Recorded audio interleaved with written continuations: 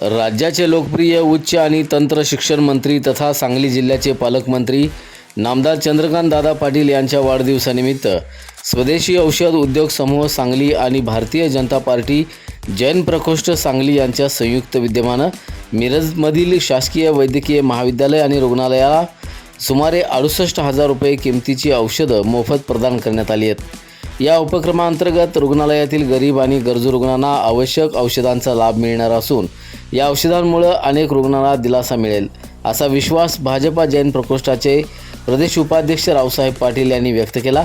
समाजाप्रती असलेली बांधिलकी जपत गरजू रुग्णांना मदतीचा हात देण्याच्या उद्देशानं हा उपक्रम राबवण्यात आल्याचं त्यांनी सांगितलं। औषधांचं वितरण रुग्णालयाचे अधिष्ठाता डॉक्टर प्रकाश गुरव यांच्या उपस्थितीत करण्यात आलं।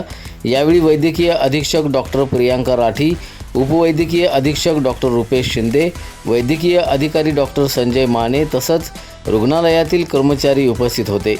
यावेळी वैद्यकीय अधीक्षक डॉक्टर प्रियांका राठी यांनी स्वदेशी औषध उद्योग समूह आणि भारतीय जनता पार्टी जैन प्रकोष्ठ यांच्या या सामाजिक उपक्रमाचं विशेष कौतुक केलं।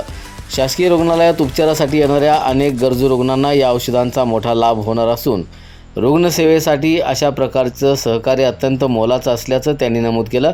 तसंच सुमारे 68,000 रुपये किमतीची औषधं विनामूल्य उपलब्ध करून दिल्याबद्दल त्यांनी स्वदेशी औषध उद्योग समूह, भाजपा जैन प्रकोष्ठ आणि उपक्रमासाठी पुढाकार घेणाऱ्या सर्व पदाधिकारी आणि कार्यकर्त्यांचे आभार मानलेत। याप्रसंगी भाजपा जैन प्रकोष्ठाचे सांगली शहर जिल्हाध्यक्ष महावीर पाटील, पश्चिम महाराष्ट्र विभाग प्रमुख प्रशांत गोंडाजे, शीतलनाथ चौगले, अश्विनी पाटील, विपुल पाटील तसंच अन्य कार्यकर्ते उपस्थित होते।